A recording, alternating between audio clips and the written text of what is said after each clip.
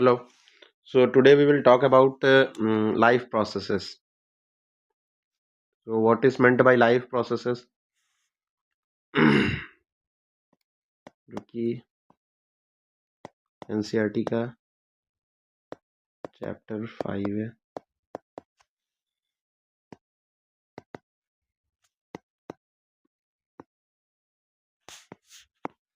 ठीक है,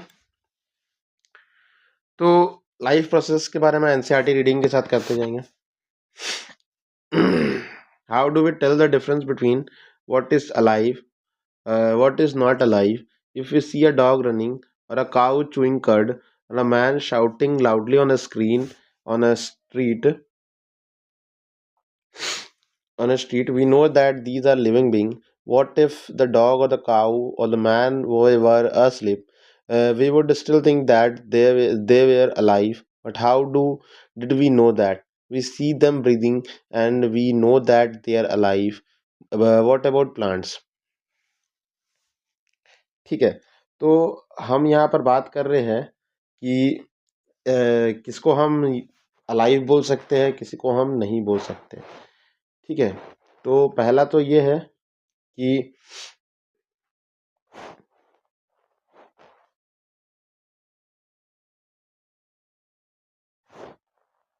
कि मान लीजिए कि अगर हम कोई एनिमल को चलता हुआ देख रहे हैं, एनिमल को मूव करता हुआ देख रहे हैं, तो हम उसको लिविंग बोल सकते हैं। ठीक है, दूसरा ये है कि हो सकता है कि कोई पर्सन को, यानी मैन को हम शाउट करते हुए देख रहे हैं, तो भी हम उसको लिविंग बोल सकते हैं। ठीक है, ये दो कंडीशन हुआ। और दूसरा ये बोला जा रहा है कि मूवमेंट और शाउटिंग से हम ये चीज़ बता पा रहे हैं कि वो अलाइव है। ठीक है, बेसिक है। और अगर मान लीजिए ये दोनों, मान लीजिए सो रहा होगा, तो इस टाइम पे तो कोई मूवमेंट नहीं है। ठीक है ना, थोड़ा बहुत जो मूवमेंट होगा वो नेग्लिजिबल रहेगा। तो हम इस पॉइंट पे हम इसको जो मतलब कि लिविंग बोलेंगे कि नहीं बोलेंगे देख के, इस तरीका से पहले हम लोग बात कर सकते हैं। ठीक है, मूवमेंट के मुताबिक अगर हम देखें तो इस पे हम उसको अलाइव नहीं बोल सकते। ठीक है, भले वो थोड़ा बहुत आपका मूवमेंट दिखा रहा होगा, लेकिन तब नहीं बोल सकते। फिर आगे, what about plants? How do we think that they are alive? We see them green. Some of us will say, but what about plants that have leaves of colors of the other green than green? They grow over time, so we know that they are alive. Some will say, in other words, we tend to think that some sort of movement, either growth related or not, as common evidence for being alive. But a plant that is not visible growing is still alive. Some animals can breathe without visible movement. So visible movement at the defining characteristic of the life is not enough. ठीक है, तो कहानी यहाँ पर यह है कि अगर हम बोल रहे हैं कि प्लांट में कोई मूवमेंट नहीं है, तो प्लांट नॉन लिविंग में गिना जाएगा, लेकिन ऐसा तो है नहीं। ठीक है, बहुत लिटिल मूवमेंट है जिसको हम बोलते हैं ग्रोथ। क्या बोले, बहुत लिटिल मूवमेंट है जिसको ग्रोथ के फॉर्म में हम देख सकते हैं, और एट अ टाइम नहीं है, with in certain period of time है। कुछ टाइम लगता है एक प्लांट को मान लीजिए ग्रो करने के लिए। ठीक है, तो हम एक दिन पे तो ये नहीं बोल सकते कि वो पूरा अच्छा तरीके से मूव कर रहा है। ठीक है, दूसरा ये है कि अगर मान लीजिए जो प्लांट कैरी आउट कर रहा है फोटोसिंथेसिस, वो ग्रीन रहेगा। जैसा कि हम जानते हैं ग्रीन कलर जो होता है वो क्लोरोफिल के प्रेजेंस में होता है। ठीक है, तो हम ये बोल दे रहे हैं कि जो ग्रीन कलर है वही जो क्लोरोफिल का प्रेजेंस है वो ये बताता है कि कोई भी चीज़ क्या है, लिविंग है। अगर हम ऐसा बोल दे रहे हैं, तो कहानी ये है कि कुछ जो प्लांट होता है वो डिफरेंट कलर्स का भी होता है, उसका लीव्स भी डिफरेंट कलर्स का होता है। तो सिर्फ हम ग्रीन कलर को ही ऐसा नहीं बोल सकते कि वो लिविंग है, कोई भी प्लांट लिविंग है। और अगर मान लीजिए कोई एनिमल है जो कि सोते वक्त मान लीजिए लाइट ब्रीदिंग दिखा रहा है। ठीक है, तो वो हल्का सा मूवमेंट को देख के हम ये भी नहीं बोल सकते कि वो लिविंग है, ठीक है। तो इनडायरेक्टली इन ऑल ये बोलना पड़ रहा है कि मूवमेंट जो है वो not a evidence of living, ठीक है। तो अभी तक हमको ये पता चला। अब हम आगे बढ़ेंगे। Movement over very small scales will be invisible to the naked eye. Movement of molecules, for example, is the invisible molecular movement necessary for life. If we ask this question to a professional biologist, they will say yes. In fact, the virus do not show any molecular movement in them, and that is partly why there is a controversy about whether they are truly alive or not. ठीक है, तो अब हम बात करते हैं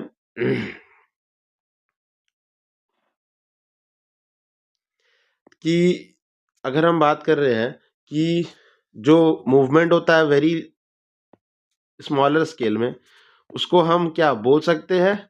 evidence of life. Movement in smaller scale जो है वो ये बताता है कि कोई भी चीज़ लिविंग है कि नहीं है, ठीक है। तो अगर हम किसी बायोलॉजिस्ट या कोई भी जो बायोलॉजी वाला जो पर्सन है उससे अगर हम पूछे ये बात, तो वो ये बोलेगा कि जो भी आपका मॉलिक्यूलर मूवमेंट है, मतलब जो भी रिएक्शंस हो रहा है वो होना ज़रूरी है टू से अ सेल इज लिविंग, ठीक है। लेकिन फिर हम बात कर सकते हैं वायरसेस का। वायरसेस जो है ये लिविंग और नॉन लिविंग, ये हमको आज तक नहीं पता है। क्यों? क्योंकि viruses do not have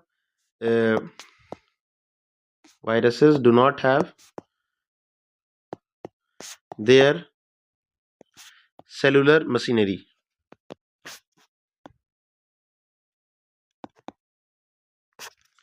that is their organelle.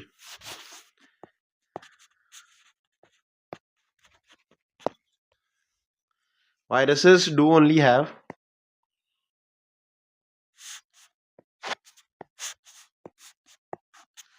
protein capsule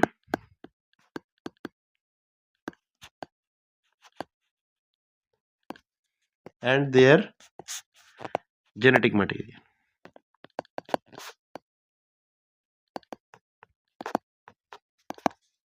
तो वायरसेस जो है वो over very large period of time ये डोरमेंट स्टेज में रह सकता है, और ये जब कोई लिविंग सेल के कांटेक्ट में आता है, जब ये कोई लिविंग सेल के कांटेक्ट में आएगा तो ये अपना जो जेनेटिक मटेरियल है, genetic material will be incorporated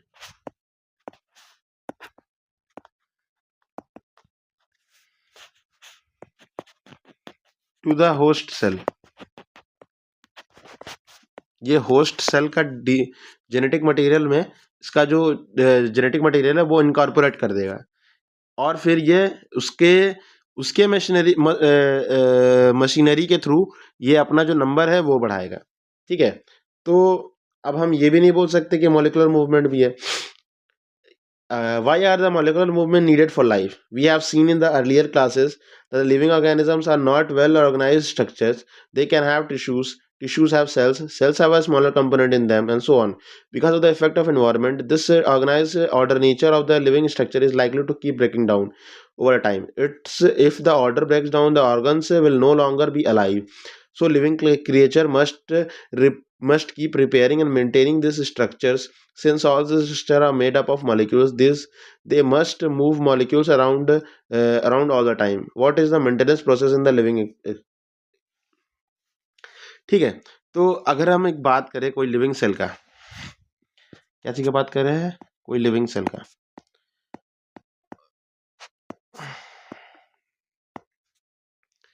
और दूसरा ये है कि हम कोई भी चीज के बारे में बात कर ले, मान लीजिए कि एनीथिंग जो भी है वो तुम्हारा क्या है, अपना डिसऑर्डरनेस की तरफ जा रहा है। क्या जा रहा है, डिसऑर्डरनेस की तरफ जा रहा है। ठीक है, हमेशा ही ब्रेकडाउन की तरफ जाता है विद इन अ पीरियड। ठीक है, तो लिविंग सेल्स में ये देखा गया है कि ये जब डिसऑर्डरनेस की तरफ जा रहा है तो इसमें सेल्फ हीलिंग है। क्या है, डिसऑर्डरनेस की तरफ जब जा रहा है तो इसमें क्या है, सेल्फ रिपेयरिंग है। ठीक है, जिसको हम क्या बोल रहे हैं, मॉलिक्यूलर मूवमेंट बोल रहे हैं, जिसको हम क्या बोल रहे हैं, मॉलिक्यूलर रिएक्शंस बोल रहे हैं। ये इन्वायरमेंट के कांटेक्ट में आके ये क्या हो रहा है, इसके अंदर डिसऑर्डरनेस आ रहा है। और जो बेसिक जो रिपेयर है, जिसको ऑर्गेनिज्म को ब्रेक डाउन करने से जो रोकता है, वो जो प्रोसेस है वो उसको हम सेल्फ रिपेयरिंग बोल रहे हैं। ठीक है, जो कि सिर्फ सिर्फ लिविंग सेल्स में ही होता है। ठीक है, तो दूसरा बात यह है कि अब हम बात करेंगे लाइफ प्रोसेस के बारे में, कि लाइफ प्रोसेस होता क्या है, व्हाट आर लाइफ प्रोसेस। ठीक है, तो पहले हम लाइफ प्रोसेस,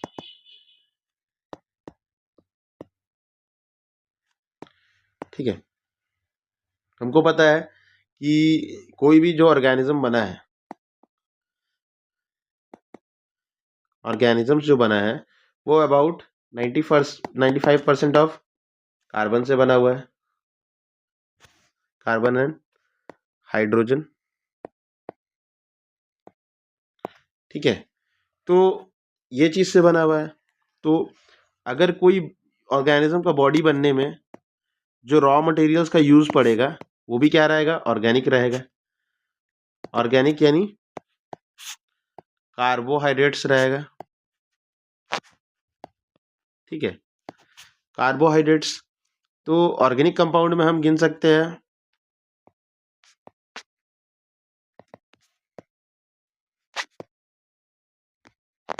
ऑर्गेनिक कंपाउंड में आता है कार्बोहाइड्रेट,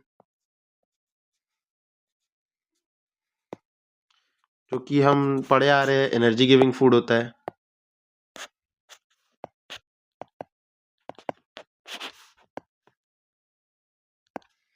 ठीक है, दूसरा अगर हम बात करें तो प्रोटीन का बात कर लेते हैं।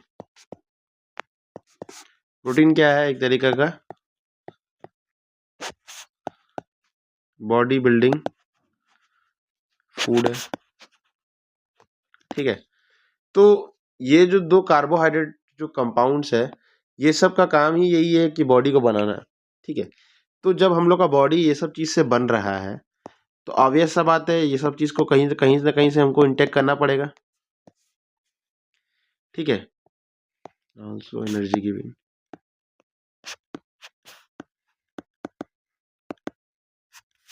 फूड।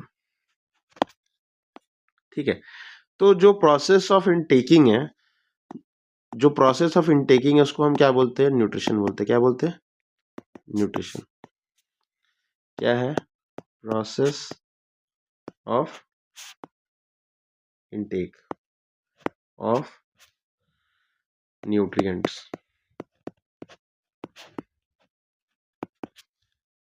ठीक है, इसको हम क्या बोलते हैं, न्यूट्रिशन बोलते हैं। तो हम आगे रीड करते हैं, the maintenance function of the living organism must go on and even they are not doing anything particular even when we are just sitting in the class, we even if we are just asleep, the maintenance job has to go on. This process which together form the maintenance job are the life processes. ठीक है, तो हम indirectly life processes को एक type of maintenance job भी बोल सकते हैं। क्या बोल सकते हैं, लाइफ प्रोसेसेस को एक टाइप ऑफ मेंटेनेंस जॉब भी बोल सकते हैं। ठीक है, आगे, since this maintenance process are needed to prevent damage and that breakdown, energy is needed for them. This energy comes from the outside the body, the individual organism, so there must be a process to transfer source of energy from outside of the body of the organism, which we call food, to inside the process we commonly call nutrition. ठीक है, तो अगर हम बात कर रहे हैं कि कोई भी जो रिपेयरिंग प्रोसेस जो हम लोग का बॉडी में हो रहा है, वो भी तुम्हारा आपका जो अकर करेगा वो ड्यू टू एनर्जी होगा। ठीक है, या बॉडी का जो भी रिपेयर मैकेनिज्म है या डैमेज हीलिंग मैकेनिज्म है या ब्रेकडाउन में हीलिंग मैकेनिज्म है, ये सब चीज़ को चलने के लिए क्या चाहिए? एनर्जी चाहिए। क्या चाहिए? एनर्जी चाहिए, जो कि हमको क्या चीज़ से मिलता है? न्यूट्रिशन से मिलता है। क्या मिलता है? न्यूट्रिशन से एनर्जी। ठीक है। और जिस प्रोसेस को हम क्या बोलते हैं? न्यूट्रिशन बोलते हैं। क्या बोलते हैं? न्यूट्रिशन। जिस प्रोसेस के द्वारा हम इनटेक ऑफ न्यूट्रिशन करते हैं, न्यूट्रिएंट्स करते हैं, उसको हम क्या बोलते हैं? न्यूट्रिशन बोलते हैं। आगे है, if the body size of the organism is to grow, additional raw materials will also be needed from outside since life on the earth depends on the carbon based molecules. Most of these food sources are also carbon based molecules. Most of these food sources are carbon based molecules. Depending on the complexity of these carbon sources, different organism can then use different kinds of nutritional processes. ठीक है। तो जैसा कि हम बताएं कि जो भी लिविंग ऑर्गेनिज्म है वो एक ऑर्गेनिक कंपाउंड से बना हुआ है। ठीक है। उसका मतलब बॉडी अगर मान लो कि कार्बोहाइड्रेट से बना हुआ है, अगर हम ऐसा बोल रहे हैं, तो ऑब्वियस सा बात है, उसको बनने के लिए क्या चाहिए? ऑर्गेनिक कंपाउंड चाहिए। ऑर्गेनिक कंपाउंड्स में कौन कौन सा आता है? कार्बोहाइड्रेट्स है, प्रोटीन्स है और लिपिड्स है। ठीक है। और जिस तरीका से हम देख रहे हैं कि जो कार्बन सोर्स का जो कॉम्प्लेक्सिटी है वो बहुत हाई है, उसी तरीका से जो न्यूट्रिशनल प्रोसेसेस है डिफरेंट ऑर्गेनिज्म का, वो भी डिफरेंट हो सकता है। ठीक है। तो वे ऑफ न्यूट्रिशन भी अलग अलग है। Ways of nutrition. ठीक है। The outside source of energy could be quite varied since the environment is not under the control of the individual organism. This source of energy therefore needed to be broken down or built up in the body must be finally converted to the uniform source of energy that can be used for the various molecular movement needed for the maintaining living structure.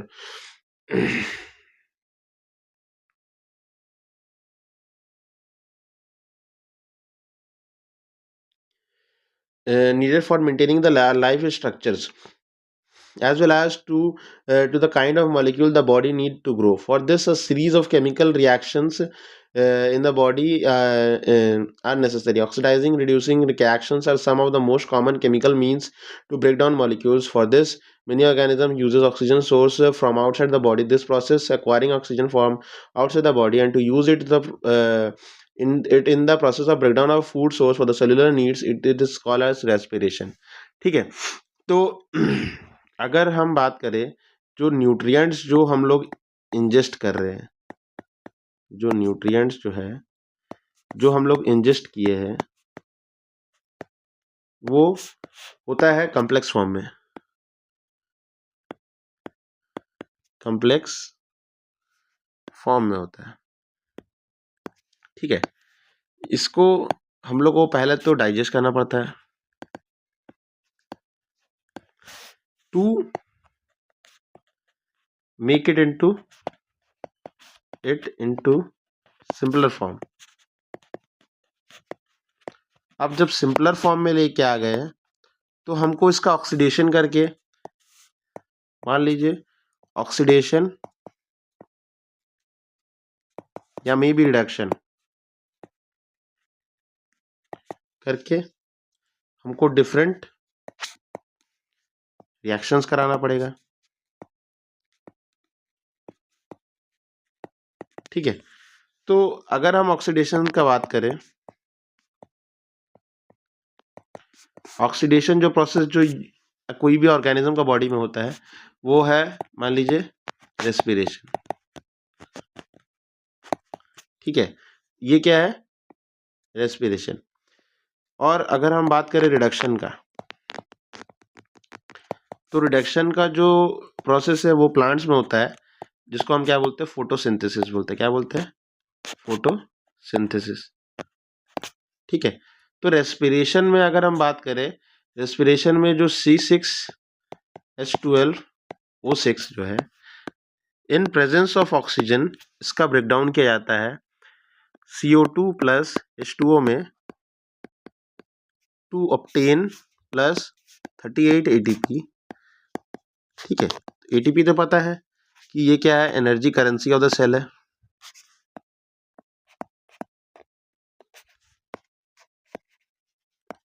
ठीक है। तो ये हुआ respiration. Photosynthesis का जो process होता है, इसमें जो CO2 एनवायरनमेंट का जो CO2 है प्लस वाटर सनलाइट के प्रेजेंस में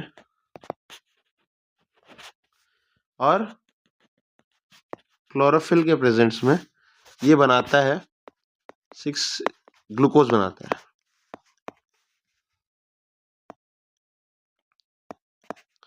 ठीक है, तो यहाँ पर देख रहे हैं कि जो ग्लूकोज है इसका आपका ऑक्सीजन के प्रेजेंस में ब्रेकडाउन हो रहा है। यहाँ पर अभी हम देखें तो कार्बन डाइऑक्साइड का यहाँ पर रिडक्शन हुआ है, मतलब कि एडिशन ऑफ हाइड्रोजन हुआ है। ठीक है, तो ये हो गया प्रोसेस, जो कि डिफरेंट प्रोसेस है जिसमें तुम आपका रिडक्शन हो रहा है, ऑक्सीडेशन हो रहा है। ठीक है, तो जो प्रोसेस है जिसके द्वारा रेस्पिरेशन, जिसके द्वारा हम एनर्जी ऑब्टेन करते हैं खाया हुआ फूड से, उसको हम बोलते हैं रेस्पिरेशन।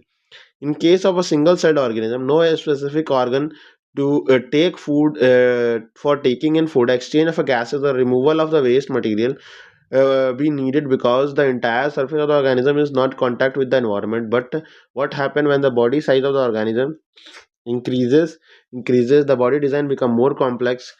ठीक है, तो अगर हम बात करें एक अमीबा का, अगर हम एक अमीबा का बात करें, अमीबा का एक न्यूक्लियस होता है, ये साइटोप्लाज्म है इसका। ठीक है, तो ये जो है वो बहुत नॉर्मल सा एक सेल है, क्या है, यूनिसेलुलर है। ठीक है, यूनिसेलुलर है, तो अगर किसी कोई चीज का न्यूट्रिशन इसको करना रहता है तो ये फाइगोसाइटोसिस करता है, इसके द्वारा ये क्या करता है, इसको इंजेस्ट कर लेता है। ठीक है, और अगर मान लीजिए एक ही सेल है तो इसके साइटोप्लाज्म में अगर कोई फूड वैक्यूल आया है, इसका ये डाइजेशन करेगा, इसके ऊपर एंजाइम पोर कर करके, और धीरे धीरे इसका साइटोप्लाज्म में हर जगह ये चीज, इसका न्यूट्रिशन फैल जाएगा। और ये प्लाज्मा मेम्ब्रेन है, प्लाज्मा मेम्ब्रेन के थ्रू आपका डिफ्यूजन भी होता है, डिफ्यूजन के द्वारा क्या, गैसियस एक्सचेंज भी होगा, गैसियस एक्सचेंज भी होगा। और अगर हम बात करें कि इस तरीका से जो मटेरियल एक्सक्रीट आउट भी किया जाएगा, जो अनडाइजेस्टेड है, जो नाइट्रोजनस वेस्ट है, मटेरियल्स एक्सक्रीटेड। ठीक है, तो ये हम बात कर सकते हैं अमीबा में। ठीक है, अब हम यही बात कर ले कि मान लीजिए बहुत सारा सेल्स है एक साथ है। ठीक है, तो अब ऑर्गेनिज्म क्या होते जा रहा है, कॉम्प्लेक्स होते जा रहा है। ठीक है, तो अगर हम मान लीजिए इसके विद इन, अगर हम भेजना चाह रहे हैं न्यूट्रिशन, तो हमको एक प्रॉपर सिस्टम चाहिए जिसके द्वारा हम क्या कर पाए, आराम से सबके अंदर तक हम न्यूट्रिशन पहुंचा पाए, यानी हम सेल को बात करा पाए, सेल टू बी बात।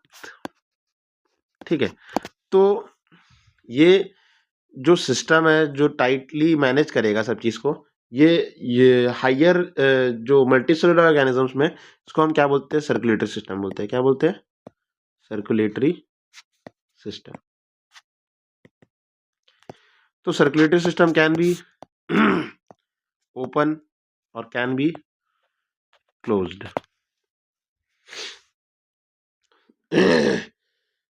आगे बढ़ते हैं। No specific organ for, we have seen previously how in multicellular organisms various body parts have the specialized in function they perform. We familiar with the idea of this specialized tissues and with their organizations in the body of the organism.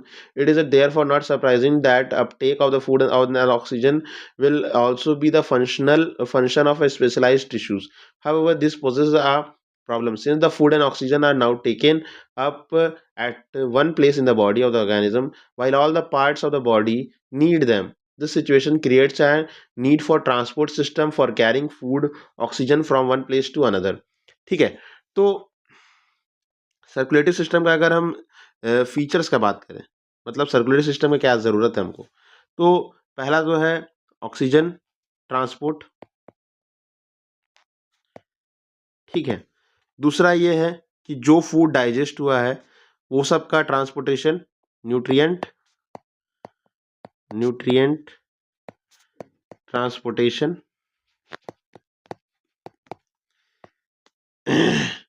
जो CO2 जो है वो उसका expel करना है उसको,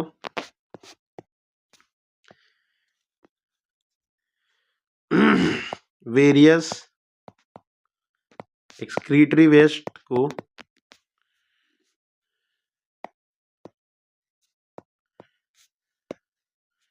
various excretory waste को kidney तक पहुंचाने का काम करता है,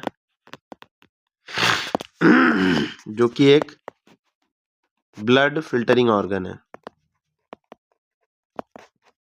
क्या है? Blood filtering organ. ठीक है। हॉर्मोन्स का एक जगह से दूसरा जगह लेके जाना है, hormones transport from the point of release two point of action. और वेरियस डिफरेंट है, जो है बहुत सारा प्रोसेस है जिसमें आपका जो सर्कुलेटरी सिस्टम है बहुत ज़्यादा मदद करता है। सर्कुलेटरी सिस्टम कंपोज्ड ऑफ होता है हार्ट का, जो कि एक प्रिंसिपल पंपिंग ऑर्गन है, ब्लड वेसल्स का, और ब्लड सेल्स का।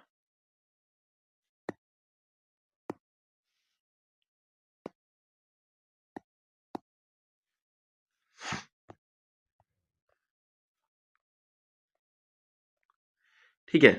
तो when chemical reactions uses the carbon sources and oxygen for the energy generation, they create byproduct that are not only useless for the cell body but could even be harmful. This waste product are therefore needed to be removed from the body and discarded outside of the process called the excretion. Again, this basic rules of the body design in the multicellular organisms are followed. Specialized tissue for excretion will be developed, which means that the transport system will need to transport waste from the cell to the excretory tissues. ठीक है। तो अगर हम बात कर रहे हैं कि कोई लिविंग ऑर्गेनिज्म के अंदर डिफरेंट रिएक्शंस हो रहा है, जिसको हम मॉलिक्यूलर मूवमेंट बोल रहे थे। ठीक है। तो reactions do have by product. क्या है? By product. तो बाय प्रोडक्ट जो होता है वो सिर्फ अक्यूमुलेट नहीं होगा, वो क्या है, अगर हमको ज़रूरत नहीं भी है, क्या है, यूजलेस है अगर कोई भी ऑर्गेनिज्म का बॉडी के लिए, या नहीं तो वो हो सकता है हार्मफुल भी हो सकता है। ठीक है। तो इसको भी एक्सक्रीट आउट करना पड़ता है। ठीक है। तो एक्सक्रीशन जो होता है वो ट्रांसपोर्ट सिस्टम की वजह से होगा, जैसा कि अभी पता है कि ब्लड उसको कैरी करके ले जाता है फिल्टरिंग ऑर्गन तक, जो कि किडनी है, और किडनी में आकर करता है फिल्ट्रेशन, जो कि हम लोग को हेल्प करता है कि जो भी आपका यूजलेस या हार्मफुल नाइट्रोजनस वेस्ट है सबको बाहर तक फेंकने का काम करता है। ठीक है। तो अब हम देख रहे हैं कि पहला जो लाइफ प्रोसेस का जो पहला नंबर पे ये है वो है न्यूट्रिशन। न्यूट्रिशन के बाद फॉलो अप जो ले रहा है वो है आपका डाइजेशन। डाइजेशन को फॉलो अप दे रहा है सर्कुलेशन।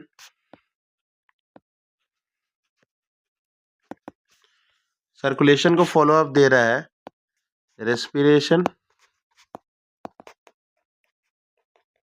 रेस्पिरेशन को फॉलो अप दे रहा है आपका एक्सक्रीशन। तो हम ये देख पा रहे हैं कि न्यूट्रिशन सबसे पहले नंबर पे है, दूसरे पे डाइजेशन है, तीसरे पे सर्कुलेशन है, चौथे पे रेस्पिरेशन है, और पांचवे पे एक्सक्रीशन है। ठीक है। तो ऐसा कुछ अफोर्सेड है नहीं कि ऐसे ही चलेगा लेकिन ये लाइफ प्रोसेस का एक मेजर साइकिल है जो बार बार चलते रहता है।